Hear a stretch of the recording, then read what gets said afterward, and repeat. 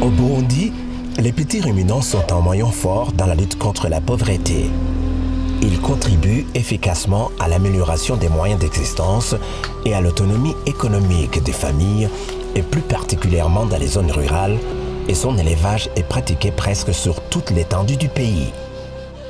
Cependant, vers la fin de l'année 2017, une menace est apparue et a ravagé ces petits ruminants.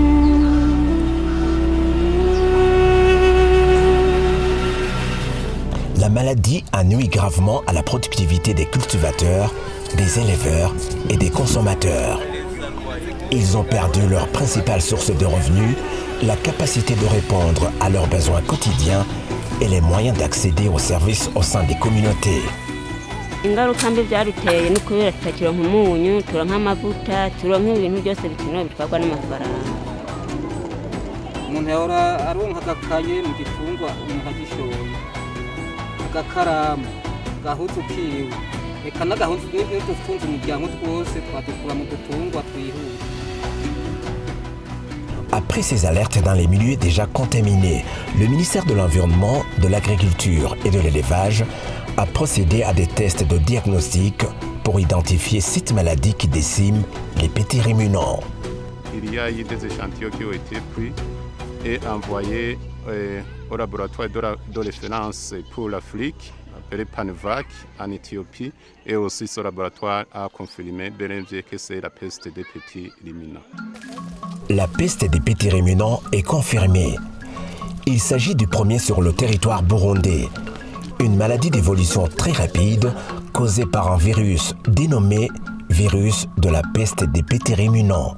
Elle peut entraîner jusqu'à 90% de mortalité d'un troupeau de chèvres ou de moutons.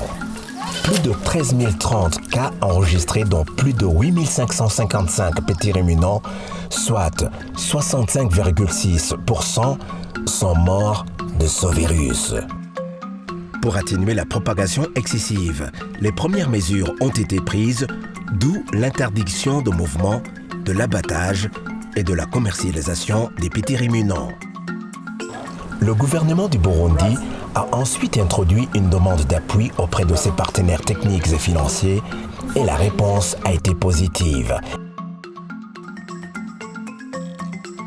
Le gouvernement du Burundi, avec le soutien de ses partenaires internationaux contre la peste des petits ruminants, à travers le ministère de l'Environnement, de l'Agriculture et de l'Élevage, et en collaboration avec son projet régional de développement agricole intégré dans les Grands Lacs, PRDGL en sigle, se sont tout de suite mis au travail de préparation en organisant des formations des formateurs, des techniciens agents vaccinateurs et des ateliers pour sensibiliser les autorités administratives afin de sensibiliser la population à leur tour pour mieux collaborer dans cette lutte. En parallèle, la première commande de vaccins est lancée en avril 2018. Nous avons déjà réceptionné les doses pour la vaccination. Nous avons déjà reçu le matériel pour conserver, transporter ces doses.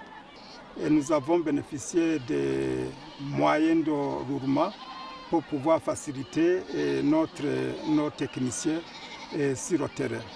Après l'acquisition des vaccins et le matériel nécessaire pour l'exécution et le transport des vaccins, une campagne de vaccination a été lancée le 9 avril 2018 sur tout le territoire du pays.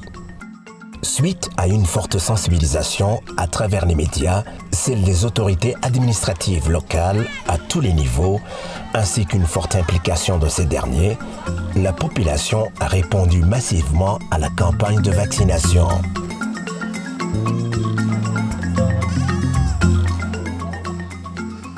Un mois après la campagne de vaccination qui avait pris fin le 29 mai 2018, une mission d'évaluation est partie sur terrain pour constater les effets du vaccin.